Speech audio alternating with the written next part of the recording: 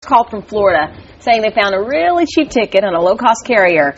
Well, it turns out U.S. Air was actually cheaper. This happens. That makes sense. Does that make sense, what I just said? Yes, it's infuriating. Okay.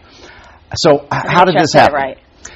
It's all about the fees and the so-called low-cost carriers. They sock it to us more than the big air carriers. I mean, you just pay a big whatever you pay. So what's the solution? We put two Jens together to figure this out. Hi, Jen. Good morning. Good morning from Ardmore. And just so you know, we're sitting in these seats because we're getting ready for a big pep rally. Before we talk about these ancillary costs, which is what we were referring to, there's some breaking news in the travel industry. Continental and United may merge. Right. The shareholders are voting today on whether they agree with them merging. And if they do merge, it'll be the largest airline in the world. Okay. And you don't think that's good news for any of us that want a cheap ticket? Fewer choices, less competition. Let's talk about the story of the day, these ancillary costs. They were talking about it when they came out to us. My dad calls from Florida. He can fly out of the Punta Gorda airport into Allentown on Allegiant. Yes.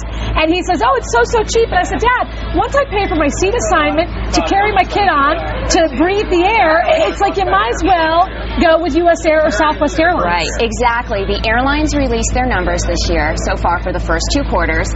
Delta has made the most money in their history. Wow. United has made more money than they have for the past 3 years. And a lot of it are these ancillary fees. And funny enough, Spirit and Allegiant are actually the 2 airlines that make the most out of all of them on fees. The average person who goes on Allegiant pays $30 each way extra, additional from what the low-cost fare would be online. Because if people haven't seen it, you go on there, it's a $39 fare, you have a little happy party in your kitchen, but then you do have to pay for all of this other stuff. What are some of the things we have to pay for with these so-called low-costers? Seat assignments, bags.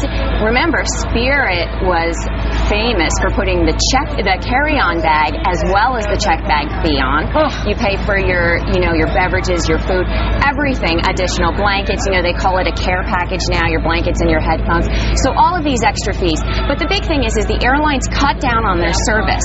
So they didn't have a lot of extra seats. And then last spring we talked about a 12% increase in fares.